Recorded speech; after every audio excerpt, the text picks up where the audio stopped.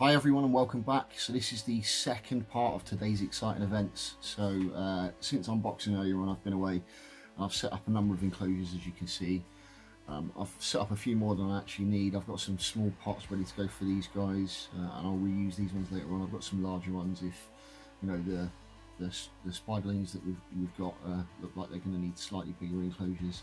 I've also got a really good simple basic temporary setup done here for the mature male Monocentropius balfouri. Again, like I say, it is a very simple enclosure. It's just something that we can put him in. It's comfortable. He's got a height, he's got a water dish, he's got some decor before we introduce him to our lady in a few days time. So without further ado, let's get cracking. So we've got a couple of different size paintbrushes there to assist us in moving the spiders along. What we're going to do with this guy, cover over half the enclosure,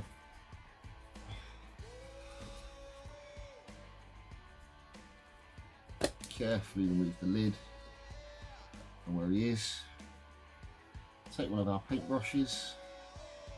Always remember we've got a catch tab on hand as well, just in case things go wrong, and we'll start preparing to move this guy. So by having the lid half on like that, we should be able to get him in there and start to coax him out. There we go. Very gently. There you go. We sort of made a half a bolt for it, but he's reached the other side. He can't really go anywhere. And there you go, he's in there nice and safe. So just give him a minute to settle down now, and we'll start moving on to some of the others.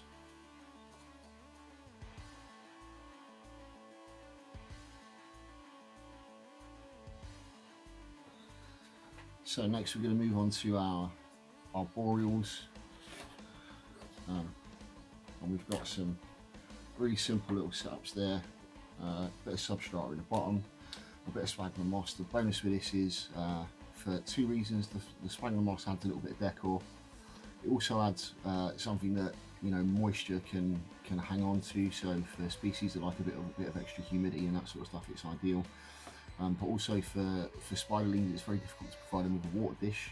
So what we can do is put the sphagnum moss in there, put a few drops of water on that, and spiderlings will drink from it if they need to. I mean, they will get most of their the fluids that they need to survive from the food that they eat, but it just gives another option for them, if they do need to rehydrate, etc.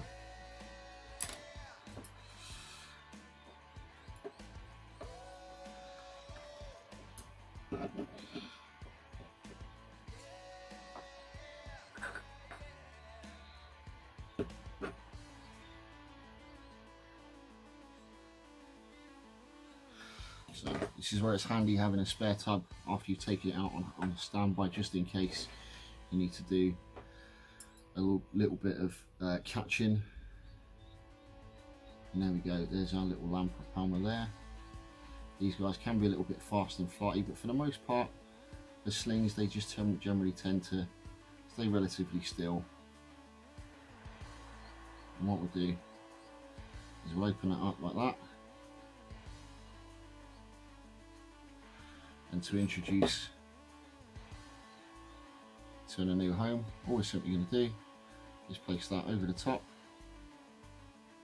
and then coax him very, very gently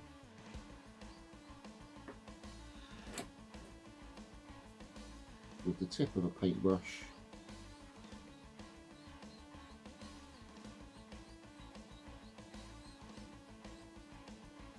into the new enclosure. There we go.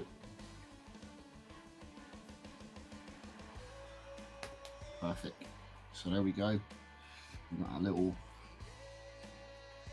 lamprey palmer Nigerimum in there, ready to go. The other thing about that sphagnum moss for the arboreal species, it will also provide something they can climb on, web on, and that sort of stuff as well. So.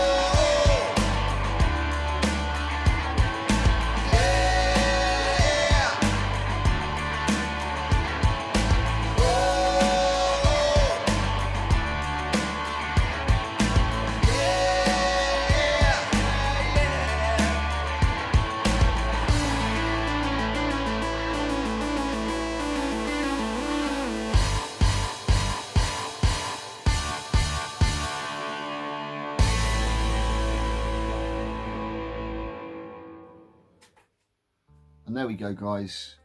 All 15 new arrivals today set up in their new enclosures and ready to go. It's been an absolutely mega day today. Again, thank you very much to the Spider Shop for all the new spiderlings, and thanks again to Chris Patterson for sending us the mature male Balfouri. Couldn't be happier. You know, like I said earlier on, it felt a little bit like Christmas today.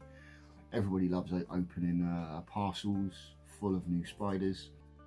So thanks for watching. As always, feel free to leave a comment, like and subscribe, and see you in the next episode. Stay safe.